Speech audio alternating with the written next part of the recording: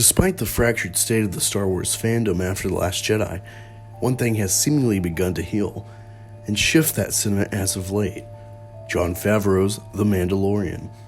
Aside from the questions, is Boba Fett going to be introduced in the series?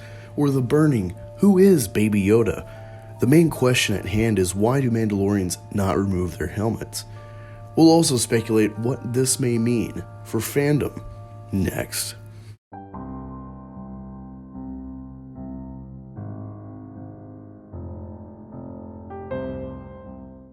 Since Boba Fett entered the screen in Empire Strikes Back, the Mandalorian legend has held a high, mystified state in the Star Wars universe, carrying an enigmatic air pulled straight from Clint Eastwood's Man with No Name.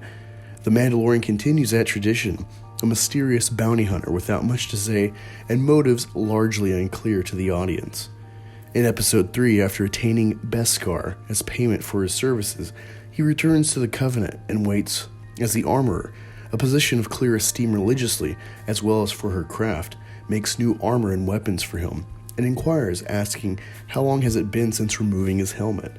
He responds, yesterday, noting no one has seen his face since he was taken into the Mandalorian religion as a child. This sparked a whirlwind of questions, both in the show as a red herring and in greater context with the lore thus far in the saga. We've witnessed Mandalorians, or those questionably adjacent like Jango Fett in the films and canon series Clone Wars and Rebels, remove their helmets. It never seemed to be a problem, even with their warrior culture hard-pressed by faith. So why now? It's important to note that in Episode 4, when speaking with Cara Dune, the Mandalorian tells her that if he removes his helmet in someone's presence, he can't put it back on. So far, these are the only snippets we can assemble in the mystery of this apparent tenet of faith, that being the removal breaks their sacred code. We are also given a hint of knowledge that a great purge of Mandalorians occurred at some point after Episode 3. But knowing Mandalore's historian rebels, they eventually gained independence from the Empire, so the Covenant we see is apparently in the dark on this note. Aside from lore, there's something perhaps major to take away from this. Despite the flip-flopping and so on from J.J. Abrams, not to mention the diss to the Fandom Menace, there have been, to me, clear signs to heal the fanbase, across the saga as a whole, and specifically here in The Mandalorian. In Episode 9, there's Kylo's mask, which is reassembled, and the reforged Skywalker saber to take away subtext from, when before negative subtext could be argued to be from the prior films.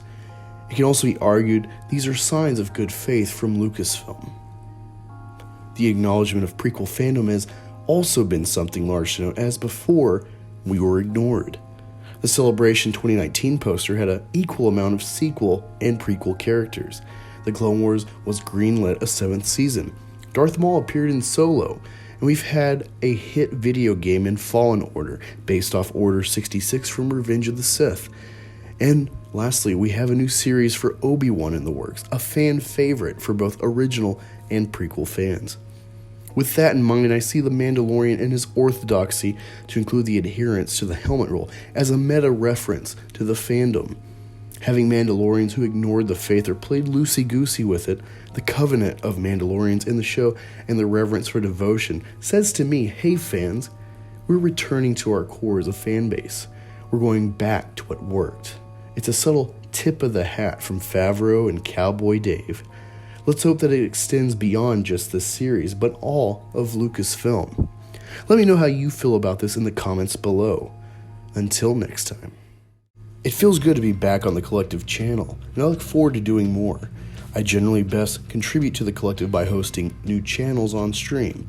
If you want to come on or you liked this video and want to see more, click my link in the description and hit subscribe. And if you're a creator and want to have your time to shine for a new or larger audience, contact the Fandom Collective High Command on Twitter at Fandom Collective. We know what it's like trying to be seen, and that's why we're here to rise together.